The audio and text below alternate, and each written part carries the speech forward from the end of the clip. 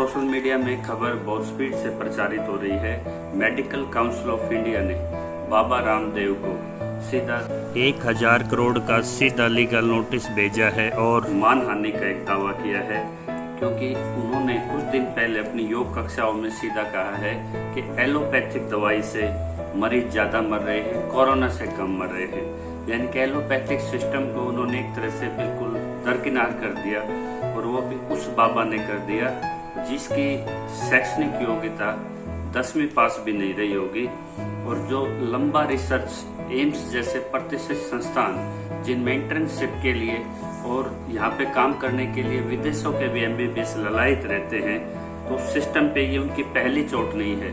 पिछली बार कोविड काल में इन्होंने कोरोनिल नाम से एक दवा बनाई थी, जिसमें यूनियन हेल्थ मिनिस्टर जिन्होंने उसका खूब प्रचारित किया, और जब उसके दावों के पीछे के लिए कोई भी दवाई पेनेडिक में आती है तो उसके पहले उसका रिसर्च देखा जाता है, उसके क्लिनिकल ट्रायल देखे जाते हैं। लेकिन जिस तरह के राजस्थान के एक प्राइवेट मेडिकल कॉलेज को उसके कुलपति को उन्होंने आगे करके अपना बचाव कर गए थे, वो एक बार दोबारा से उसी कोरोनिल को और उसी 2-2, 4-4 रुपए की वो जड़ी बूटियां जो हमारे देहात एरिया में बहुत पाई जाती हैं, आज उनके 1800 रुपए की वो किट, यानी कि आयुर्वेद के नाम पे पतंजलि ने योग सूत्र की स्थापना की थी। और हमारा जितना भी BMS में स्टडी कराई जाती है, तो जितने भी सुश्रुत संहिता है या हमारे पहले महर्षि चिकित्सक हुए हैं, उनके योग प्रक्रियाओं को जिस तरह से ये प्रचारित कर रहे हैं, उनमें भी बहुत सी त्रिकुटिया एक्सपर्ट बताते हैं। लेकिन जिस तरह से जो असाध्य रोग होते हैं, उनको भी साध्य रोग के रूप में अगर प्रचारित करें, इवन कोई MD डॉक्टर, स्पेशलाइज्ड डॉक्टर भी, जिसमें कम से कम 27 ऐसी डिजीज होती हैं, जैसे आपकी डायबिटिक होगी, आपकी कई जैसे लाइलाज बीमारियां होती हैं, वो स्पेशलिस्ट भी उसकी एडवर्टाइजमेंट नहीं कर सकते। यानी कि अपने डिस्प्ले बोर्ड पे कोई भी MD डॉक्टर भी ये नहीं लिख सकता कि फलाना बीमारी का मैं इसका शर्तिया इलाज, यानी कि एक तरह से विज्ञापन का दुरुपयोग। और जब इनके क्लेम होते हैं बाबा जी के, वो पेड भी हो सकते हैं, क्योंकि जब भी ये कहते हैं कि इस आदमी को मैंने कैंसर को ठीक कर दिया, मैंने इस चीज को, असाध्य रोग को ठीक कर दिया, तो उसकी कोई स्टडी किसी जर्नल में नहीं छपती। जबकि एम्स में जर्नल निकलता है, मेडिकल काउंसिल के निकलते हैं, इंटरनेशनल काउंसिल्स के निकलते हैं। जब भी कोई ऐसी सक्सेस होती है, उसके ट्रायल्स होते हैं, उसका डाटा बाकायदा दिया जाता है, उनका क्रॉस चेक होता है। लेकिन जिसके पीछे आपकी सत्ता का हाथ हो, वो उसी तरह सिस्टम को इसके साथ मजाक करते हैं। आज आपने देखा होगा कि एम्स में बालाकृष्ण, जो उनके लेफ्ट राइट है, आज वो अपने जीवन की अंतिम सांसें वहां ले रहे हैं। उन्हें क्या जरूरत पड़ी कि वो आयुर्वेद से अपना जीवन ना बचा के एम्स में भर्ती होना पड़ा। जब बाबा जी को अपने घुटने का इलाज कराना होता है, तो चुपके से विदेश के किसी अच्छे सर्जन से अपना इलाज भी कराते हैं। लेकिन जब वही बात शिष्यों पे लागू हो, तो आज 78 से ज्यादा कोविड केस पतंजलि में पाए गए। पिछले कोविड पीरियड से हरिद्वार में आपकी बार जो कोरोना के केस पॉजिटिव वो रिकॉर्ड हैं, और उस फैक्ट को ये साइड में करके ये कह रहे कि एलोपैथिक से पेशेंट ज्यादा मर रहे हैं। अगर कहीं सिम्टोमेटिक ट्रीटमेंट हुआ है या होम आइसोलेशन हुआ है, जो भी विटामिन C है, जिंक है, पैरास्टामोल से जो भी मदद मिली है, वो एलोपैथिक से मिली है। ये ठीक है, इम्यून सिस्टम के लिए आयुर्वेद भी एक पत्ती उसका सहारा लेते हैं, लेकिन गलत क्लेम करना जानलेवा बीमारी पे, इस पे FIR भी दर्ज हो चुकी है, कुछ अंडर प्रोसेस है। लेकिन जब मीडिया उनसे पूछता है कि बाबा जिस पे आप पे कार्रवाई होगी, गिरफ्तारी होगी, तो एक बड़ा सवाल उठाते हैं कि किसके बाप में दम। तो सोशल मीडिया पे हम अपने साथ में दिखा रहे हैं, भारती मलिक ने एक सोशल ट्रेंड चलाया है कि रामदेव का बाप कौन।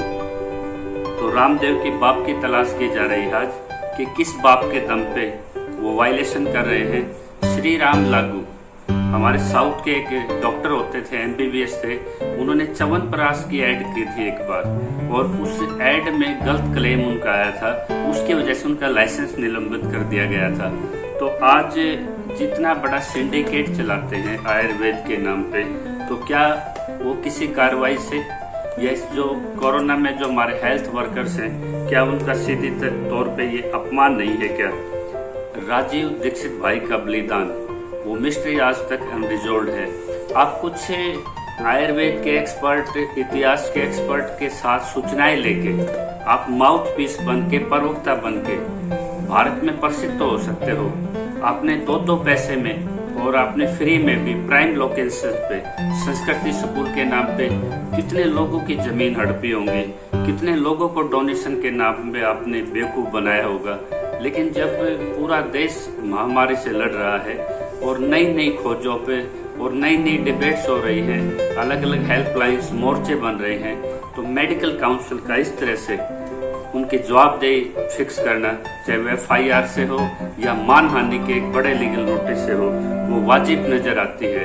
तो जिस तरह से स्वदेशी के नाम पे पहले मार्केट को कैप्चर किया गया और जो पहले से हमारी जो आयुर्वेद की कंपनियां थी, डाबर थी और अपनी जो पहले वैद्यनाथ थी, जो कंपनियों की जो आज कीमत उससे कंपेरेटिवली हाई इनके प्रोडक्ट्स हैं आज, और जो इनके सैंपल टेस्ट करते हैं, चाहे वो गाय के घी में इनके बार बार वो मिलावटें पकड़ी गई, या जो हमारा जो बाल भवन के साथ दिल्ली में जो फूड सिक्योरिटी स्टैंडर्ड्स जो हमारा एक सेंट्रल इंस्टीट्यूशन है, उसमें जो उसका विस्तार होना था प्रत्येक राज्य में लैब का, उसमें कटौती किसके इशारे पे की गई? योग एक पारंपरिक परंपरा भारत की मानी गई है। पहली बार पतंजलि के अपने एक डॉक्टर को उसमें प्लेस करा के योग संस्थान में, जो योग वॉलंटियर फ्री में रजिस्ट्रेशन होते थे और उसको वॉलंटरी ऐड देती थी सरकार, उनके रजिस्ट्रेशन में भी कहीं 4,000 कहीं 15,000, एक तरह से प्रशिक्षुओं का भी इन्होंने शोषण की परंपरा डाली। और शायद एक जिला, एक विश्वविद्यालय, गांव ऐसा बता दे जहां इन्होंने उसको परिपालित किया हो। इन्होंने एक काम किया, 4 लाख वोटर ID लेके मोदी को चुनाव से पहले एक एश्योरेंस की कि मेरे इतने अनुयायी हैं, मेरे इतना वोट बैंक है। वो खेल तो इन्होंने खेला है, लेकिन अब इलाज के नाम पे अगर कोई बाबा गोमूत्र से कोरोनल को ठीक करता है और आपकी जो जब लाइफ थ्रेट अलार्म होता है, तो इसके बालाकृष्ण सीधा एलोपैथिक हॉस्पिटल्स में जाते हैं। तो जो साइड इफेक्ट्स हैं जो हमारे आयुर्वेदिक मेडिसिन के, they are more dangerous than the allopathics, क्योंकि उसमें कॉम्बिनेशन ऑफ कंटेंट्स होता है। तो जो एलोपैथिक में वो प्यूरिफाइड कंटेंट होता है, एक कंपाउंड पे, एक कंटेंट पे साइड इफेक्ट्स रीड किया जा सकता है। उसमें अगर 4 कंटेंट हैं और 2-3 की वजह से साइड इफेक्ट हो गया, उसके लिए अभी वो मैकेनिज्म ही हमारे देश में नहीं है। तो आप इस तरह के दावे करना, बचकाने दावा करना, इससे पूरे विश्व में आज भारत के आयुर्वेद की खिल्लियां भी उड़ रही हैं।